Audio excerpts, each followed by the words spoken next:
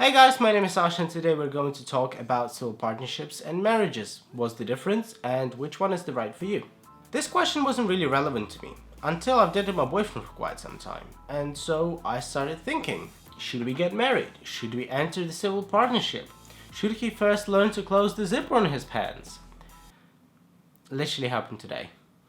Now the story with civil partnerships is very interesting. They were first introduced to specifically bind same-sex couples. It was the government's attempt to help gay people feel more equal in the society without straight people raging about gay people destroying the holy institute of marriage. So what the government did is essentially put a legislation into place where gay people will have slightly less and with time completely equal rights in civil partnerships as straight couples in marriages.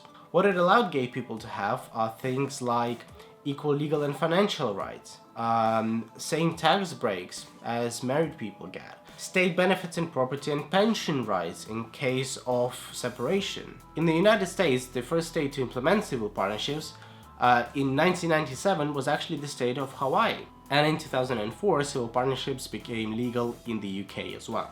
With the UK, the situation is very interesting actually, because a year ago, in June 2018, civil partnerships became legal for straight couples, because before they were only legal for gay couples. Straight couples only had to do marriage. And so now that gay marriage is legal, straight people felt like they didn't have enough rights. They didn't have the same rights as gay people because gay people could choose civil partnerships and marriages. So they protested against that, and so civil partnership became for same-sex and for straight couples as well a year ago. And so now some of the straight couples are actually opting for civil partnerships instead of marriages. So, civil partnership or marriage? In minds of a lot of people, marriage is closely associated with wedding. You gotta have a big celebration with a wedding cake and vows in church. And then the honeymoon.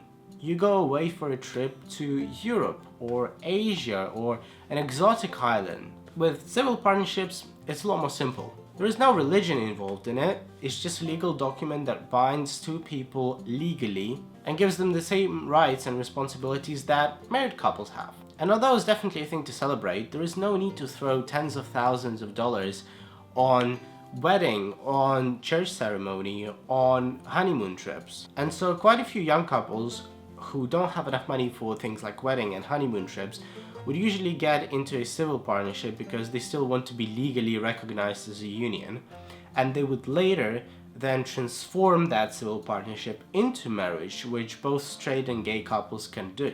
That is something you can definitely do if you legally want to be together, but at the same time you don't have enough money or willingness to throw a wedding, or if you're non-religious.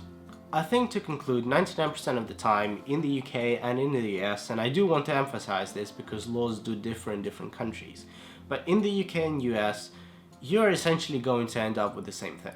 Usually it is societal norms and traditions that lead people to getting married, and it is lack of desire or finances to have a wedding, or perhaps people being non-religious that leads people to getting a civil partnership.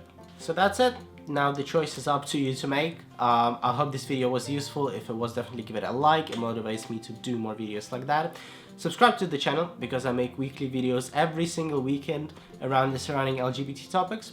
And I will see you in the next video. Bye guys.